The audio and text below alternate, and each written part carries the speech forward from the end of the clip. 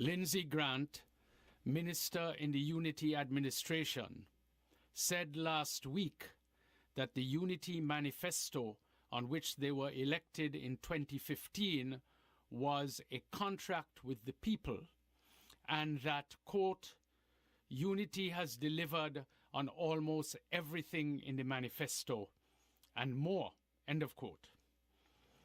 I assume he used the word almost because Unity has not delivered on their fundamental contract with the people to make government and the electoral system open, transparent, and accountable, which it is not at present and never has been. Unity won the election because the electorate was persuaded by them that the last government had become undemocratic, outmoded, and corrupt, and was in for too long. Unity were adamant that the system needs fundamental changes. That was their mantra and theme throughout the campaign. No government ever delivers on all its promises in a first term, and I do not expect otherwise of Unity. However, one expects substantial progress in a first term on the key promises. Two of the key promises of Unity were their good governance agenda and electoral reform. I think it all the more appropriate and relevant and of great public concern to examine their record on those promises in the light and context of the recent appointment of a Salaries Review Commission to review the salaries and allowances of ministers of government, parliamentarians, and the Speaker of the National Assembly. In colloquial language, Unity ministers want more pay. I have no problem whatsoever with increases in the pay of those who govern and represent us in Parliament here in St. Kitts and Nevis. They are, in my opinion, substantially underpaid. I have always expressed this view. Politicians in office should be well paid, but they should be held firmly to account. One small country which has successfully practiced this is Singapore.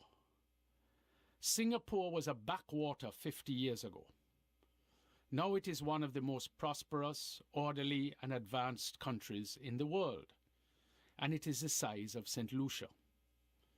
It has achieved such amazing success in large measure because of good governance, lack of corruption, sound education, high productivity, business enterprise, and strong social order.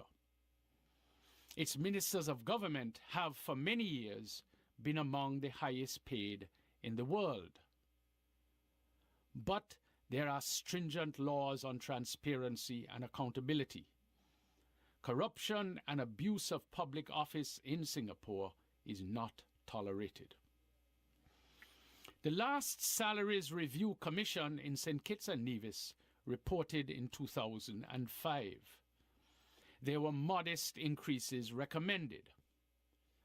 In its report, the Commission went at great length into the need and importance of good governance and recommended legislation to regulate integrity in public life, campaign finance, the procurement process for government contracts, and greater openness in government. The committee was very aware that the relatively small salaries paid to ministers here expose them to the temptation of corruption. They said this in support of the recommendation for campaign finance regulation, and I quote them, "Our history demands not only that our leaders not be bought and sold, but that we proudly proclaim that this is virtually impossible, and that any attempts to do so would be subject to criminal sanctions imposed by the law." The Commission was right. Leaders should not be available for purchase and sale. Because of the enormous power and responsibility entrusted to them, they should be above reproach. Corruption drains an economy. It is the honest taxpayer and the hard-working men and women who pay the price when government funds, which should go to provide essential services, are siphoned off into the pockets of public officials and their private conspirators and cronies. Corruption affects the investment climate and the reputation of a country. It is often hard to prove, but even the perception of it affects the morale of the country. Corruption grows like a cancer until it destroys the system. Often, the country is laid low at the same time. We see examples across the world. Needless to say that in 2005, the last government took the pay increases recommended by the Commission, but did sweet FA on the recommendations for campaign finance and other governance legislation. This government came to power promising to rectify that. Let's examine, therefore, where they have reached. 1. Term limits. This is still a grand promise. It was one of the first pieces of legislation introduced in 2015, but it has fallen into abeyance with no explanation. This was the linchpin of the Unity platform. There will be enormous suspicion if they back off on this. 2. Anti-corruption legislation. The Procurement Act was passed under Labour in 2012, but was given no teeth as they forgot to pass the regulations. Unity has forgotten as well. The Antiguan Prime Minister recently made an amazing confession as to how government contracts are corrupted, using the price of a crane as an example. He said adamantly, that is the system.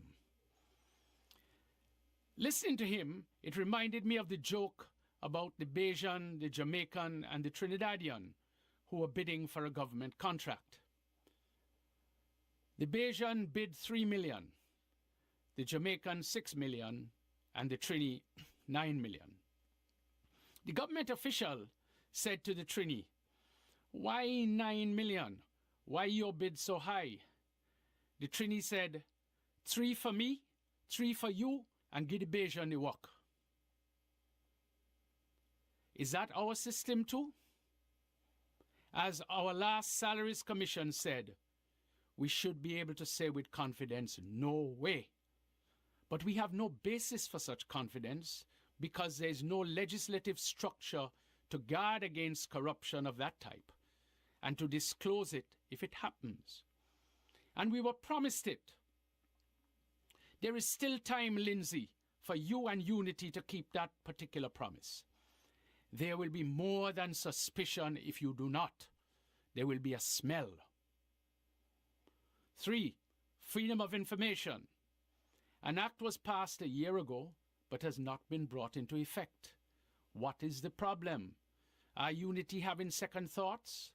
What do they have to hide? 4. Campaign finance reform. Who is paying for the charters?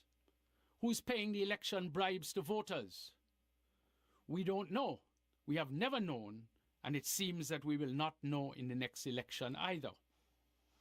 What we do know is that a governing party is usually better able to attract campaign finance than the opposition.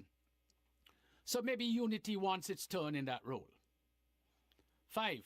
Integrity in public life. That act became law on the 11th of July 2018, and the Integrity Commission has been appointed. But again, no regulations. So we should not expect any minister or opposition representative to have to declare his assets and liabilities before the next election. And after that, who knows? In the meantime, we hear plenty BS from Unity about the act. Unity, if you have nothing to fear, bring it into full force and effect, and let the chips lie where they fall. 6. Motion of no confidence. Unity promised that no one else would have to wait 26 months. The opposition recently brought a motion. Unity brought it quickly to the National Assembly, but smartly curtailed it using another technicality. Are they having second thoughts on this too? Why haven't they legislated to force a government to bring a motion to Parliament speedily, as happens in truly democratic countries? Here too, it seems that the system favors them, so it is okay now. 7.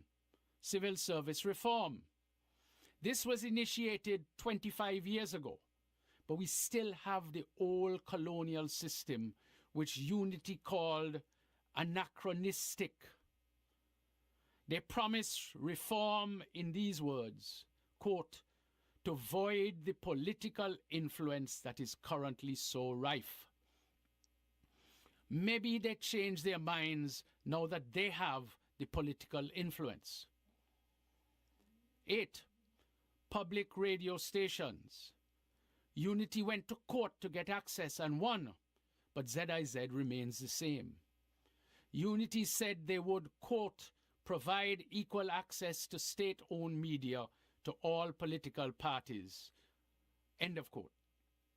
But that too is an almost kept promise, and they seem content to have ZIZ as the government's exclusive mouthpiece. 9. Unity promised sweeping changes to the electoral system, which they said is corrupted, unfair, and lacking in transparency and independence. They promised a complete voter enumeration process. They promised fixed election dates. They said that the Boundaries Commission is too partisan in its composition, and they promised to reform it. They said there was unsatisfactory leadership of the Electoral Commission, and they promised to reform that too. But they have done none of those things.